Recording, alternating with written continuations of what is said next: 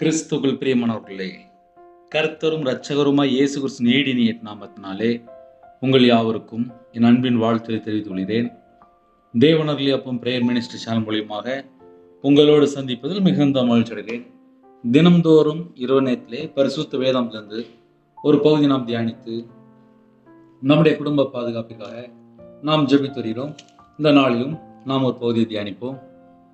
அப்போஸ்தலர் 3 அதிகாரம் 26 வசனத்திலே, அவர் உங்கள் எல்லாரையும் உங்கள் பொல்லாங்கிலிருந்து விலக்கி உங்களை ஆசீர்வதிக்கும்படி தேவன் தம்முடைய பிள்ளையாகிய இயேசுவை எழுப்பி முதலாவது உங்களிடத்திற்கே அவரை அனுப்பினார் என்றான்.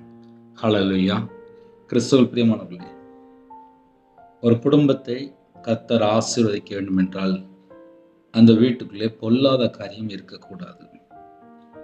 மார்க் 7 அதிகாரம் 21 முதல் 23 ஆகிய வசனங்களிலே பொல்லாத காரியம் என்ன என்பதை நாம் அறிந்து கொள்ள முடியும். இருதயத்துக்குள்ளிருந்து பொல்லாத சிந்தனை என்று எழுதப்பட்டிருக்கு.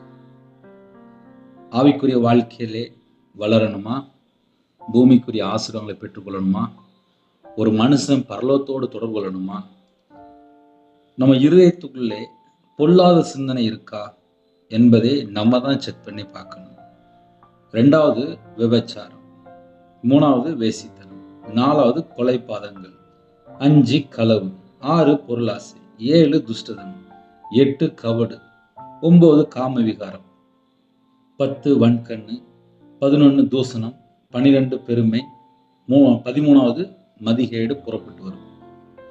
இவை எல்லாம் உள்ளத்திலிருந்து புறப்பட்டு வரும் என்று எழுதப்பட்டிருக்கு. மனுஷனை தீட்டுப்படுத்துமா? மனசனை தீட்டுப்படுத்துகிற காரியம் இருந்தால் நித்திய ஜீவனுக்குள்ள போக முடியாது. முதல்ல அதை நாம் அறிந்து கொள்ள வேண்டும். வெளிப்படுத்தும் விசேஷம் 21 அதிகாரம் 27 வசனத்திலே எழுதப்பட்டிருக்கு. தீட்டுள்ளதும் பொய்யையும் அருவருப்பையும் செய்கிற ஒன்றும் அதில் பிரவேசிப்பதில்லை என்று எழுதப்பட்டிருக்கு. அதாவது நித்திய ஜீவனுக்குள்ள போக முடியாது.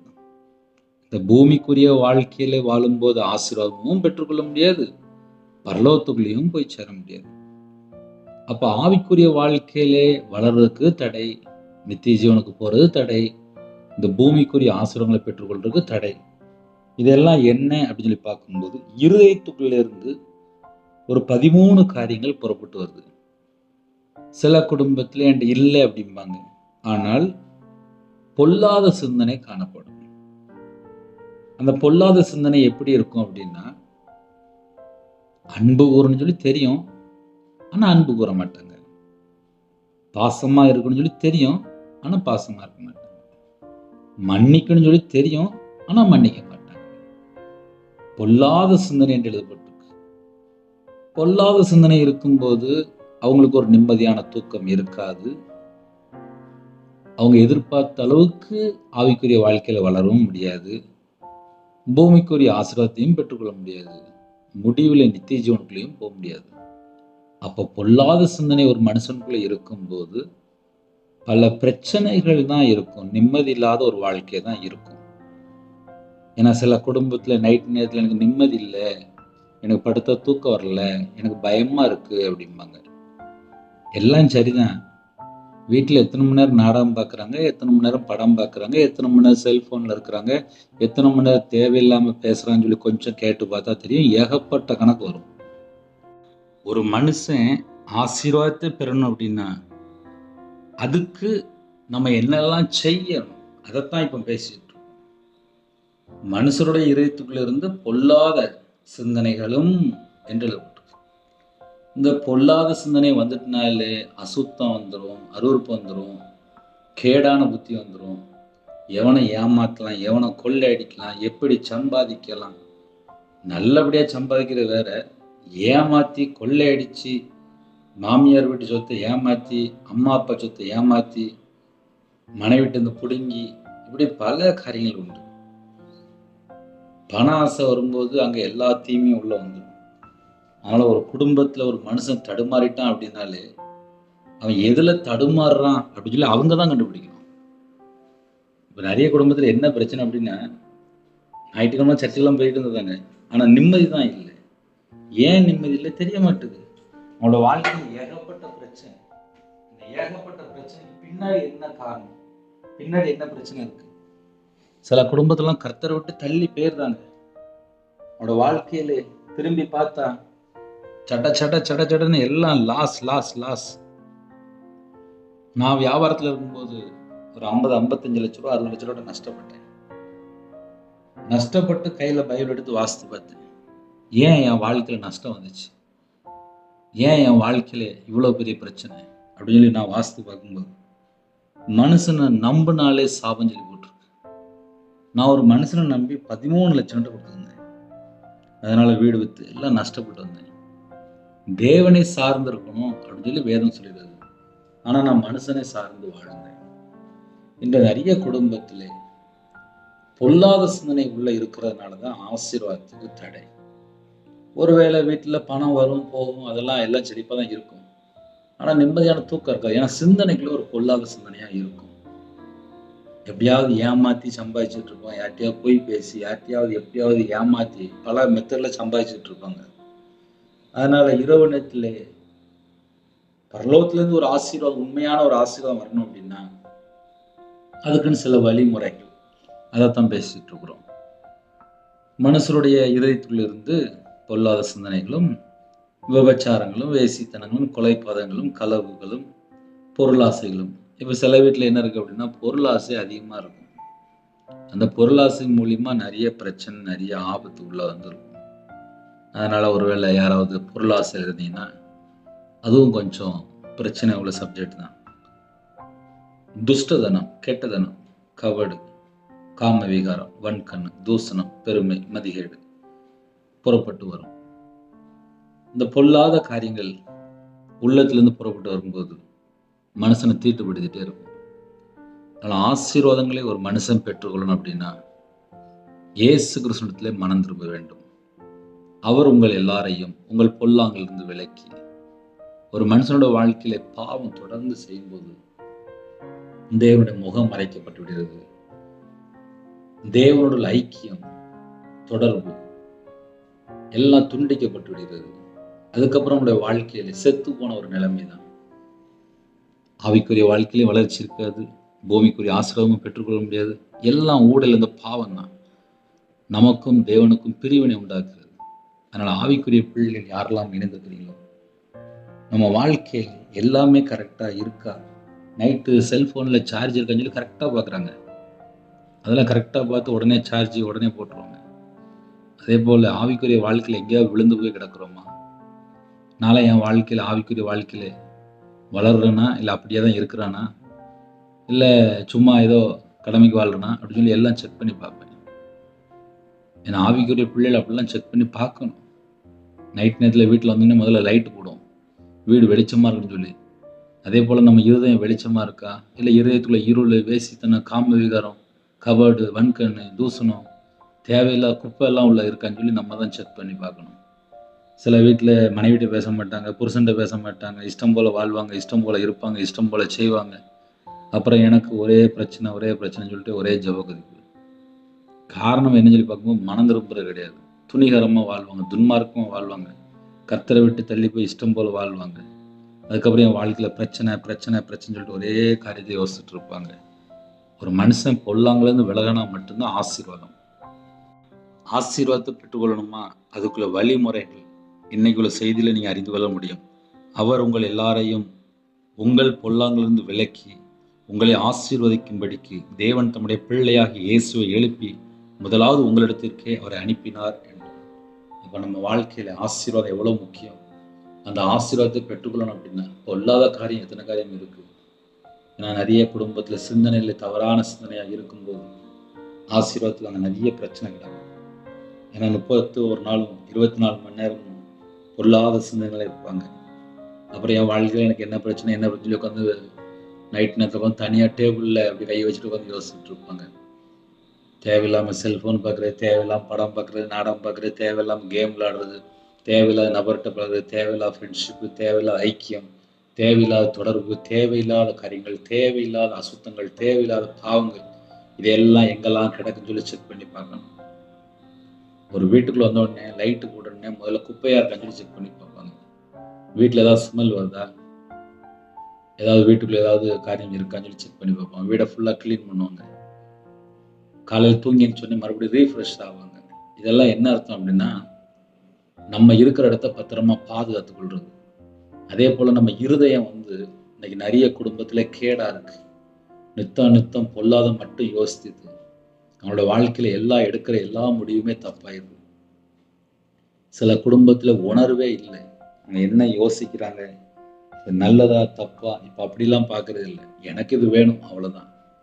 சில ஜெப குறிப்பு அப்படிதான் இருக்கும். எனக்கு இது வேணும், அது தேவனுக்கு பிரியமா, நான் நல்லதுதான் கேட்கிறேன்னா, நான் கரெக்டா தான் கேட்கிறேன்னா, அப்படிலாம் யோசிக்கவே மாட்டாங்க. அவங்க எடுப்பாங்க, ஒரு முடிவு எடுப்பாங்க, எனக்கு இது வேணும், அவ்வளவுதான். தேவனோட சமூகத்துல காத்திருந்து, அப்பா நான் இப்படி ஒண்ணு யோசிக்கிறேன்ப்பா, இது உனக்கு பிரியமாப்பா அப்படின்னா அதுக்குள்ள ஆலோசனை, அதுக்குள்ள எல்லா வழிமுறை எல்லாமே தேவன் வெளிப்படுத்துவார்.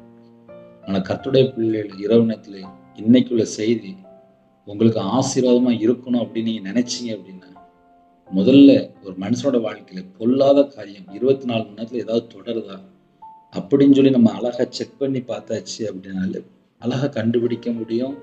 அதுல இருந்து வெளியில வந்தாதான் ஆசீர்வாதம். ஏன்னா வன்கண் இருக்கும். பக்கத்து வீட்டுல ஃப்ரிட்ஜ் வாங்குறாங்க, பக்கத்து வீட்டுல வாஷிங் மிஷின் வாங்குறாங்க, பக்கத்து வீட்டுல ஒரு 2 வீலர் வாங்குறாங்க, பக்கத்து வீட்டுல ஒரு கார் வாங்குறாங்க, பக்கத்து வீட்டுல வீடு கட்டுறாங்க, பக்கத்து வீட்டுல உள்ள பிள்ளை நல்ல படிக்கு, பக்கத்து வீட்டுல கை நிறைய சம்பளம் வருது. இப்படியே நிறைய தப்பு தப்பா கணக்கு போட்டுட்டு இருப்பாங்க. நம்ம குடும்பத்தை தேவன் எப்படி ஆசீர்வதிக்கிறாரோ அந்த ஆசீர்வாதத்துக்குள்ள திருப்தியா இருக்க நம்ம பழகணும். இன்னைக்கு நிறைய குடும்பத்துல திருப்தி இல்லை, போதும் என்ற மனம் இல்லை. அதனால வரக்கூடிய ஆபத்துகள், பல ஆபத்துகள். சில குடும்பத்திலாம் கர்த்தரை விட்டு தள்ளி போயிட்டாங்க, அவங்களுக்கு தெரிய மாட்டேங்குது. அவங்க தெரியாம இஷ்டம் போல வாழ்ந்துட்டு இருக்கிறாங்க. அவங்க நினைச்சுக்கிட்டாங்க, நான் தசம்பா வச்சுட்டேன், நான் ஊழியக்காரங்களுக்கு பணம் கொடுத்துட்டேன், நான் ஞாயிற்றுக்கிழமை சர்ச்சுக்கு போயிட்டேன், எல்லாம் கரெக்டு தான்ப்பா.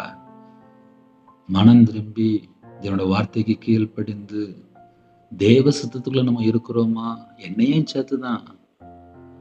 தேவன் நியாயத்திற்கு நாள்ல கணக்கு வைப்பாரு. கர்த்தருடைய வருகை மிக சமீபமா இருக்கு. நம்ம எல்லாருமே மணவாளன் கூப்பிடும் போது நம்ம புறப்பட்டு போகணும்.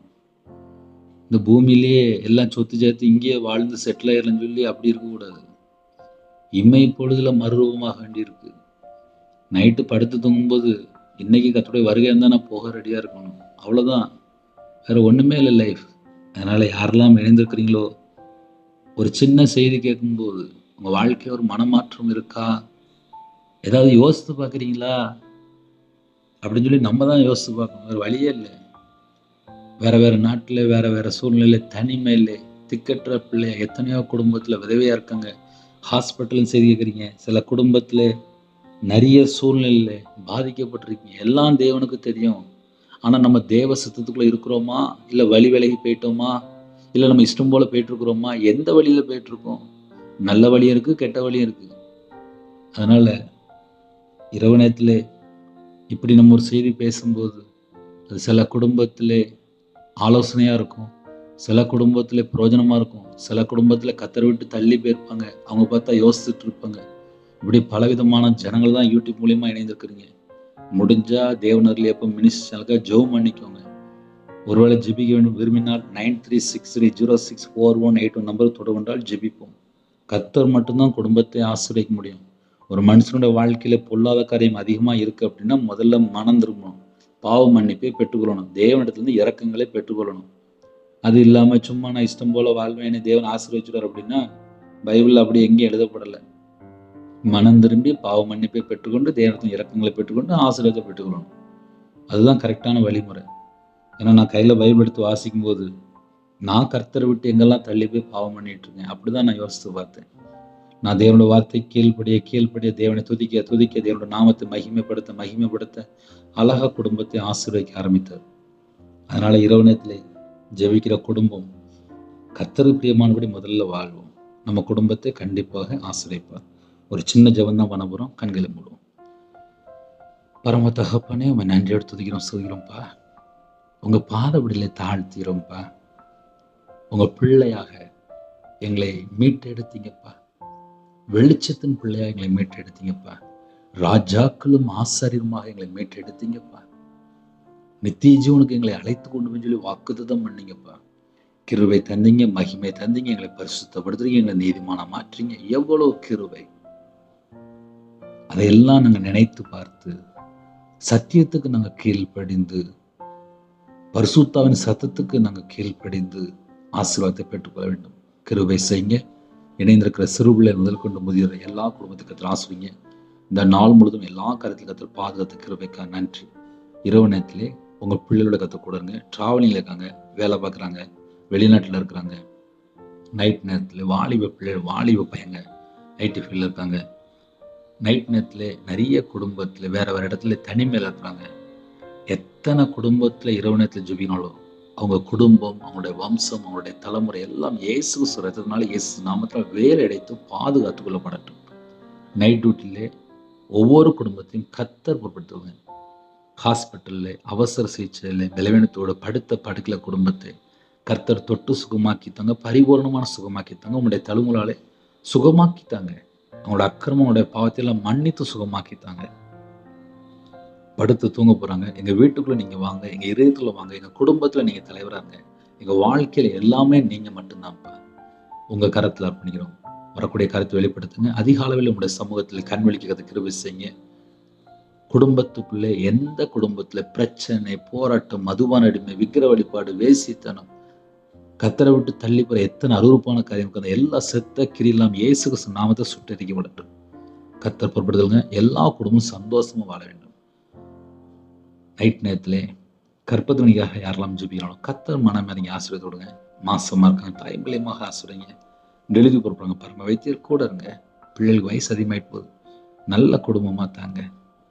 வேலைக்காக ஜெபிக்கிற குடும்பம் உண்டு, வெளிநாட்டில் இருக்கிறாங்க, கவர்மெண்ட் வேலைக்காக ஜெபிக்கிறாங்க. கத்தர் வாசல் திறந்து மனம் இறங்குங்க. சிறுபிள்ளை முதல் கொண்டு முதியோர் எல்லா குடும்பத்தையும் கத்தரை பொருட்படுத்துவாங்க.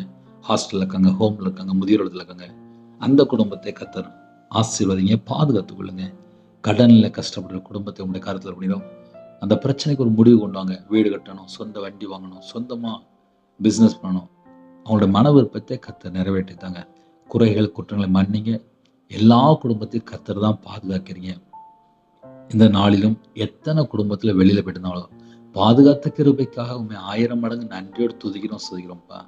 உங்களோட ரத்த கொட்டைகளை வேலடைத்து மூடி மறைத்து எல்லா குடும்பத்தையும் பாதுகாத்துக்கொள்ளுங்க. இன்பமான தூக்கம் தாங்க. உங்களுடைய சமூகத்தில் காத்திருந்து வேதத்தை தியானிக்க, துதிக்க, ஜெபிக்க கிருபைத்தாங்க. கத்தர் பொருட்படுத்துவாங்க. தேவனாரிலே அப்போ மினிஷனாலே உங்கள் கரத்தில் அர்ப்பணிக்கிறோம். கத்தரை பொருட்படுத்துவாங்க. அப்பா, அதிக அளவில் ஜெபிக்க கிருபை செய்யுங்க. மீதியான வேலை நீங்கள் பொருட்படுத்துவாங்க. துதிகான மகிமை எல்லாம் ஒவ்வொருவருக்கும் செலுத்திடும். இயேசு கிறிஸ்துவின் பிதாவே, ஆமீன். தேவனுக்கே மகிமையுள்ளதாக. கர்த்தர் தாமே உங்களை உங்கள் குடும்பத்தின் சகல கருத்தும் சம்பூர்ண அதிருப்தியாக கர்த்தர் கொடுத்து ஆசீர்வதிப்பாராக. ஆமீன். கர்த்தராகிய இயேசு கிறிஸ்துவின் கிருபையும் பிதாவாகிய இதோட அன்பும் பரிசுத்தமுடைய ஐக்கியமும் இப்பொழுது எப்பொழுது சதா காலமும் நம்மளோடு கொடுப்பதாக. ஆமீன். God bless you. Thanks for watching. Please subscribe our channel. Click the like and share. Click the bell. God bless you.